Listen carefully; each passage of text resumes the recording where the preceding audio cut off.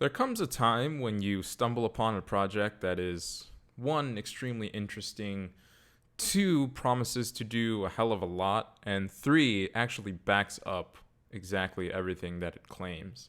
Oftentimes we get this idea that it's too good to be true, especially in blockchain, whether it comes to things like transaction speed, scalability, usability, UX, all these different things. We like to often get caught up in the mire of technology and these interesting possibilities, but possibilities is really all they are.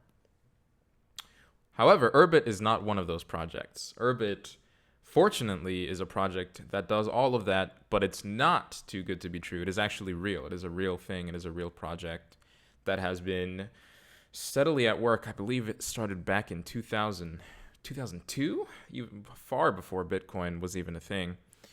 And I think it was either 2002 or 2004. So this was one of those projects that has started from the very, very early days. And this is not so much of a crypto project as much as it is a general computing technical project. So there's no token. You can't really buy any tokens, but you can buy assets, Urbit assets. So I have a lot of people asking me questions about what exactly Urbit is, what the hell am I talking about? And this is the Urbit video. I'm going to make one of these. Hopefully, I want to make a few of these, but this is going to be the video where I go over a basic gestalt of it, what it means, what it can do, all those things, so that people can revert to this video and watch it. This is updated as of now, September 2019, so people will get a very good idea of exactly what Urbit is, what it represents, and its potential. So we're going to get right into it. So Urbit is one of my favorite projects. I am extremely bullish on a very small select few projects that I am willing to put in vast sums of my own personal money into. One of those is Chainlink, as people know, obviously, and another one is Urbit. So people are asking me how did you learn about it, all these different things. So here's the basic video of it. I'm sure I'll do more videos in the future on this subject because Urbit is so interesting and it's so all-encompassing that there are lots of things that I can talk about, lots of things that I can create, lots of content that we can do. We can do interviews with the CEO and all these different things, which I will almost certainly do in the future if there is interest for this. But I wanted to give a basic idea of Urbit. So let's get to it. So their little tagline is, "The future was just a technical problem," which I think is awesome. So kudos to whoever came up with that. So let's get into it. So first of all, to understand Urbit, you need to understand the background of the internet and how the current tech stack works. So the internet is built from many, many layers, and it is called the tech stack. This is a combination of protocols, technologies, and infrastructure that together comprise the net. So what does that mean? So we're talking about, and here's a nice little graphic that I added so everyone can look at it. So we're talking about the web servers, we're talking about Linux servers, we're talking about the operating systems, we're talking about the coding languages, PHP, SQL servers, these things. And then we're also talking about APIs that you might be hooking up to, things like Stripe, for example, for payments. We're talking about the programming language and the framework. So .NET is a framework. And then we're talking about the actual method of communication. So for example, TCP/IP, which is the most common method of communication. Your computer sends a message through this protocol to another computer, and they can start having a conversation. And this is how you can essentially communicate and serve up servers and serve up all these different things. So this is what is commonly known as the tech stack, this conglomeration of all of these different technologies, all of these different coding languages, and all these different services, servers, and APIs. This is what we mean when we talk about the tech stack. So now you have a basic background. And here's the second part of it. So the tech stack itself was begun many, many years ago, but it has many inconsistencies that slow down its efficiency. So what do I mean with that? So here's an example. To run an app like Twitter, very popular app, you need many APIs, you need to call a lot of different services, and you need to use the combined power of many computers. So it also centralizes data. So I'll read the whole slide and then I'll explain it more. So these inefficiencies happened because no one knew what the internet would become when it all started out. There's a lot of technical debt and band-aid solutions were used in the early days of the internet. We kicked that can down the road. So that essentially means is when everything was completely new, when the internet was just starting out, when it was a fledgling, a hatchling, we didn't really know what it could possibly evolve into. We didn't know that Twitter was going to be a thing. We didn't know that Facebook was a thing. It was unheard of that you could do the idea of video, and especially even live video. And so all of these different technologies were completely unsupported. For example, for a long time we had HTML. The HTML version I'm most knowledgeable on, that I knew about or was popular when I was growing up, was HTML4. Well, HTML4 didn't really do video at all, really. You had to use Macromedia Flash, which was Adobe Flash, which was this other layer, which was kind of like a Band-Aid fix. So you see where I'm going with this. And then we came out with HTML5, and this essentially baked in these video functionalities. So if you use YouTube, if you remember YouTube from around 2007, they used to have the Adobe Flash player. And so if you look up videos on Google of old YouTube videos, they had this really weird kind of rudimentary player with gradients and all this and that. Nowadays, that's built right into every web browser can support HTML5, can support HTML5 video. Twitch itself, for a long time, had Flash players, and now they have HTML5 players. So that's just one example of, there was this technology that existed a while ago, JavaScript, for example, that existed, but it wasn't really supported. And there was the potential for doing these things, for example, animated buttons, animations, even music on a website. That was a potential, but it didn't really have the infrastructure to support it. And so people built this infrastructure to support it, whether they were different plugins that you could do, JavaScript modules, style sheets, etc., that you put into websites and services, that eventually you could create something that was a lot more complex. However, that meant that you now had to load all of these different coding languages, all of these different libraries in order to run these services. So this, over time, you can think about it, all of the services that we've had, things like Instagram, things like unlimited pagination, right, where you can just scroll forever. These are all different things that require Band-Aid fixes for each of them. And so if you use an app like Twitter, well, what does Twitter use? It has live statistics, for example. So for likes and retweets, they update real time. So that requires its own service. It uses the unlimited pagination I was telling you about. So if you scroll down on Twitter, it loads posts after post after post. There's no end to it. You don't need to hit next and then it loads another list like it would have if Twitter was, let's say, made 15 years ago, because we have all of these different technologies and services now. However, that also means that a website like Twitter is a lot slower, so it loads slower because it has to load all of these libraries on top of having to connect to all of these other services. This also means that because you have to connect to all of these other services, you have a lot of servers that have essentially access to your data. And so that centralizes the whole thing. It centralizes the internet. When you make a Google search, you are talking to the Google servers. When you use Gmail, you're still talking to the Google servers. When you use Android, you're talking to the Google servers. If Twitter, for example, uses anything Google, or if they use AWS, Amazon Web Services, which is one of the largest, I think, I'm not sure what percentage of profit it makes for Amazon itself, but it has to be up there. It might be first or second in terms of Amazon's profits. But Amazon Web Services, for example, they run Instagram, and Snapchat uses Amazon Web Services. So now all of your data is being sent to Amazon. So you can see how you get this centralization of data, which is obviously a bad thing. So here's a quote that I wrote when I wrote an article on Urbit. An example is a horse. We didn't make faster horses. We just replaced it with a car.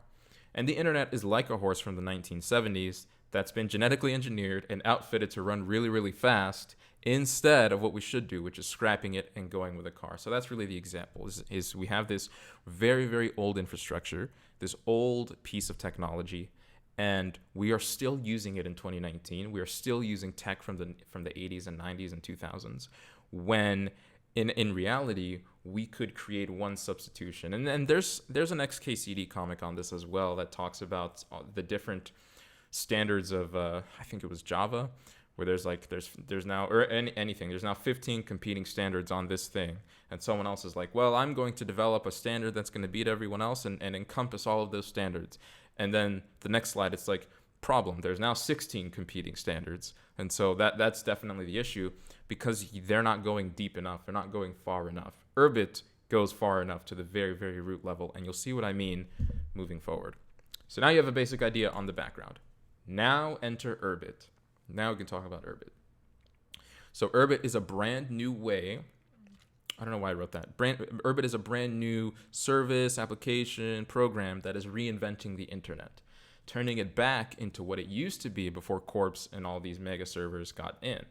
It rebuilds the tech stack from the ground up, and in the process, it gives the users back their data. Now, this wasn't the initial, I don't think this was the initial goal of Urbit, but this is almost a consequence of the way that they're building it, that all of the users get their data back. And we'll talk about that a little bit more later. It removes many of the inefficiencies of the old way of interacting on the internet. As I mentioned before, example, you want to use Twitter, you need to have 10 million different services hooked up to it. It reduces much of the overhead of APIs and server costs. Why is that? We'll get to that as well.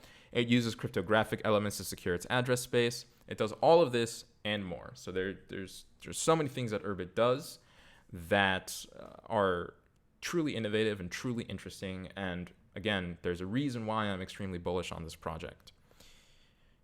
Moving forward. So what is Urbit exactly? So now we're getting into the very nuts and bolts of things. So here's a quote that I wrote. In very simple terms, Urbit is a personal server that can be run on anyone's computer over the web or even your own personal computer.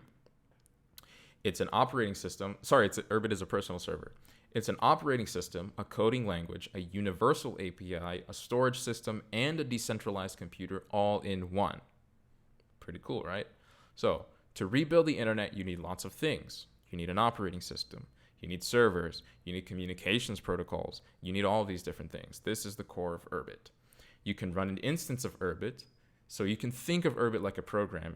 The actual Urbit, what it is you can think of it like a pile of code, an executable. And you can run this on any Linux computer. And that gives you access to Arvo. So once you get Urbit, once you have the executable and you're running it on your Linux, you're now in the Urbit environment. And it gives you access to Arvo. Now, Arvo is the operating system. So you can think of it like Windows, for example, if that's easier for you to understand. So the OS, Arvo, allows you to build practically any program you want. It's an operating system. You can build something like Twitter on top of Arvo in a matter of days and weeks rather than months and years.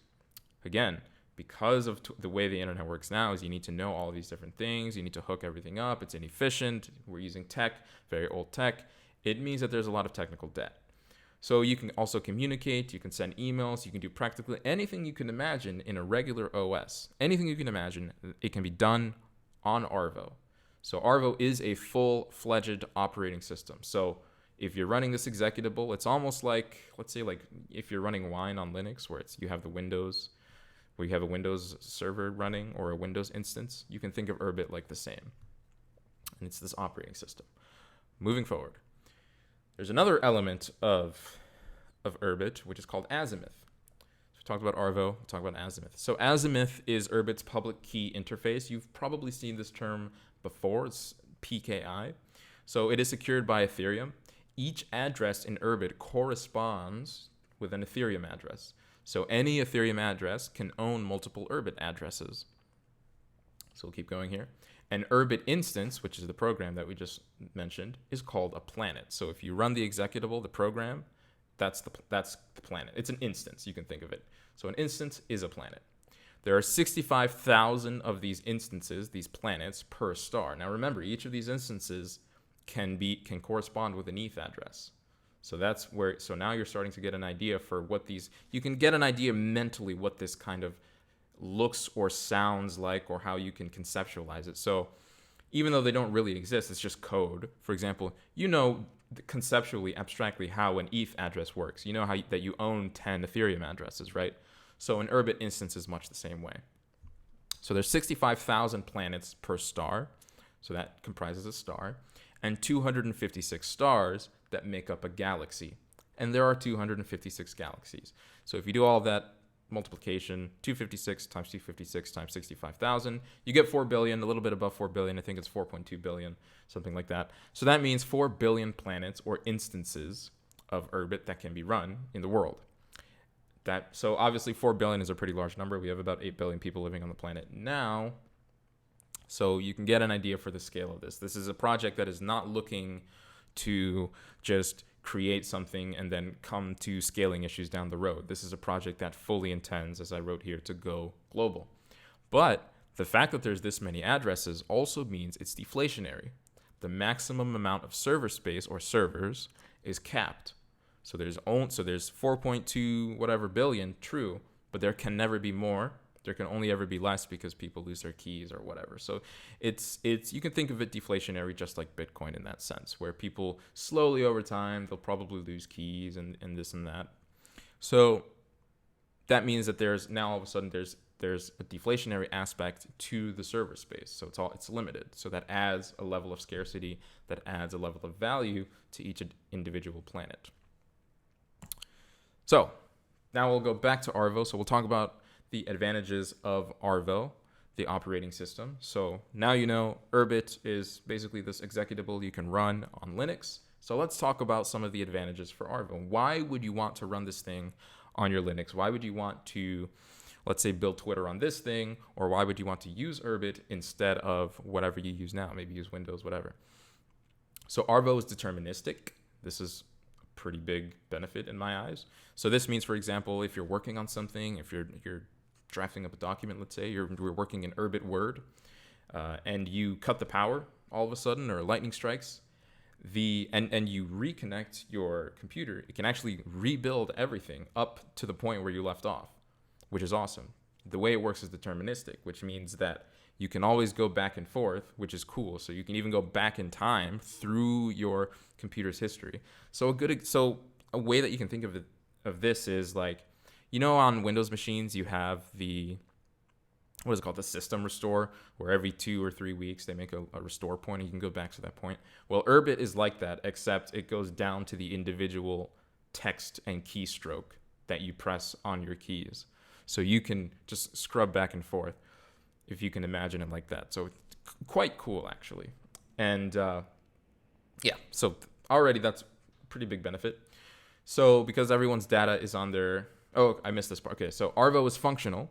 It's mathematically defined and secured. So you can think of it like a formally verified operating system. So we know Windows has a lot of bugs. Linux, obviously less so. Linux, they do a pretty good job.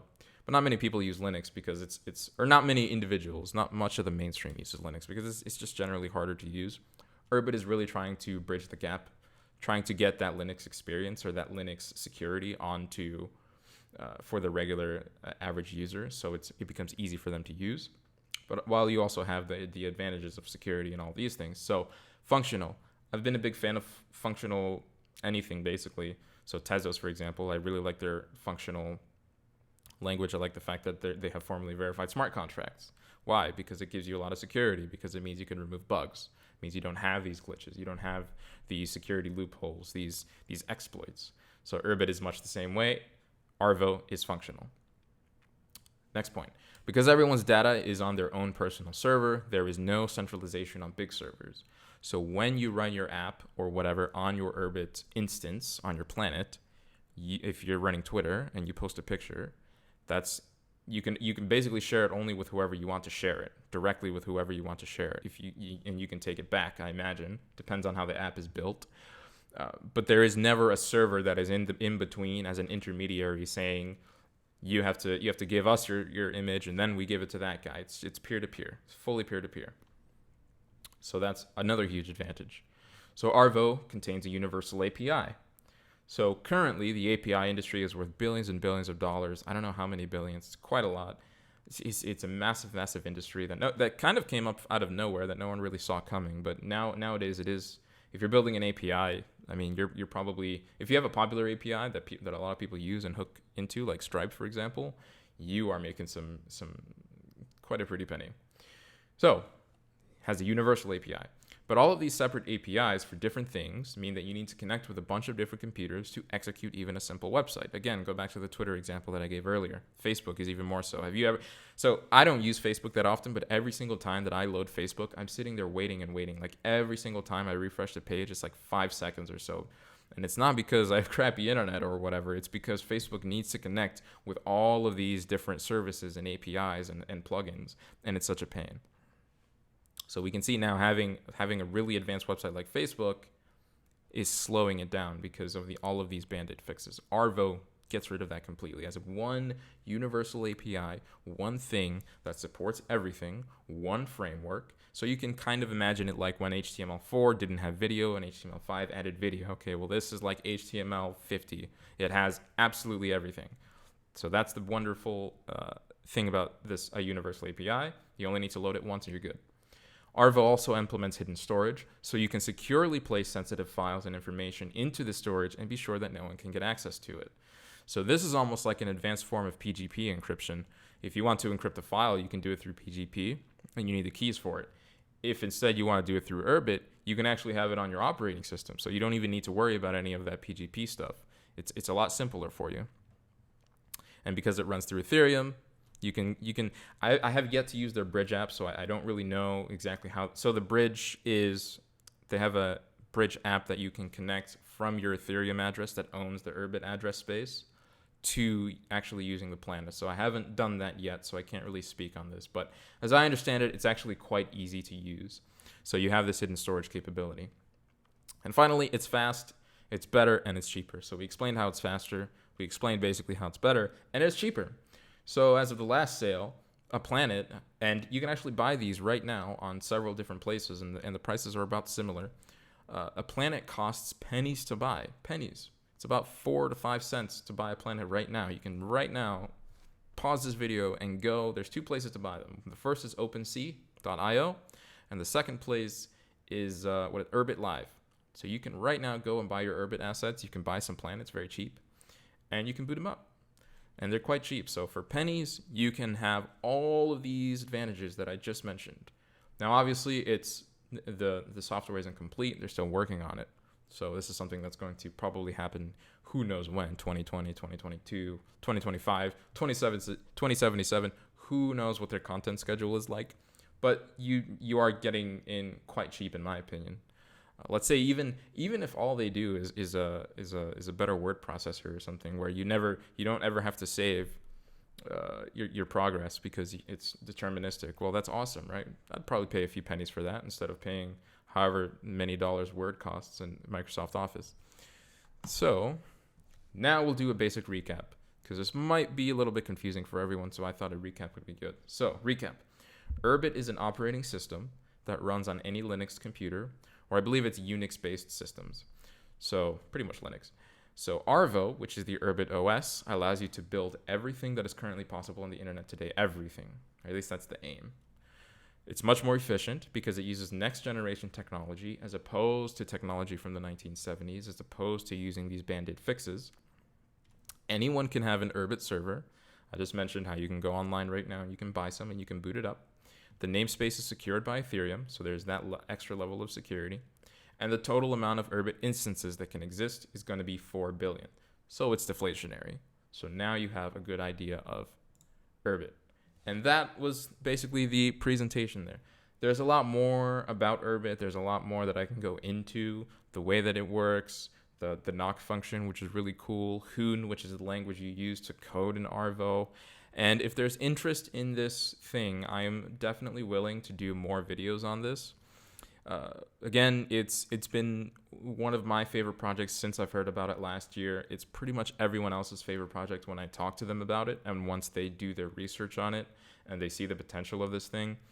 And finally, it's something that actually works. You can go and buy a Planet today. You can go and boot it up. You can play around with it. You can toy with it. You can learn. You can go to Hoon School, which is their educational thing where they teach you how to use the coding language. So, and how you can code things in Arvo. So it's really one of those projects that to me is it's quite, I would say, far removed from crypto, but it is addressing a problem that is, or many problems all at once, that is going to be crucial coming up in the future. I mean, we have Facebook pages now that take 5 seconds to load.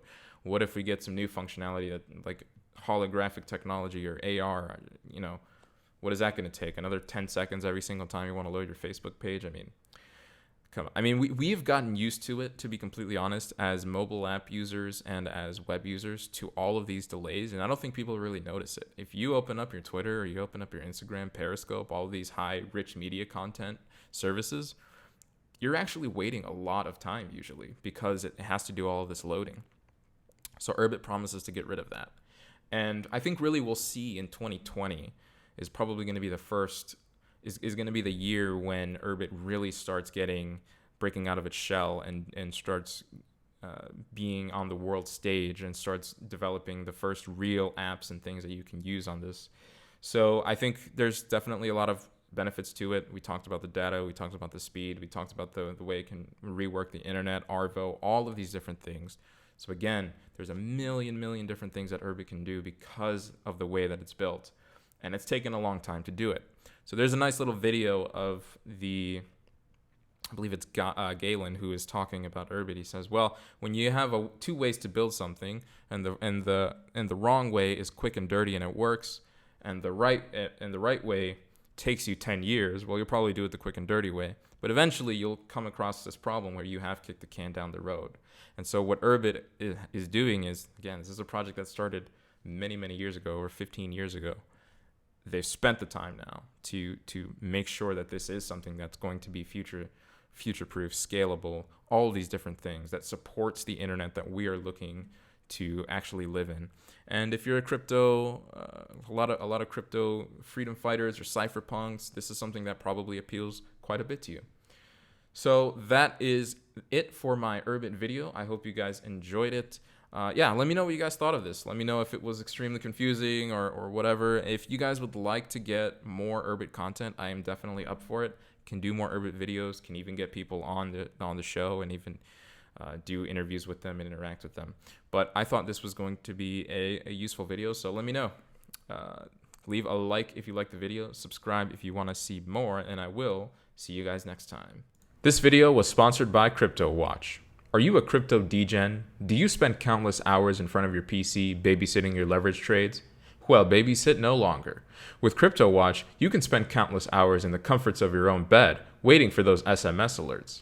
Track how wrecked your portfolio is that week with their portfolio tracker.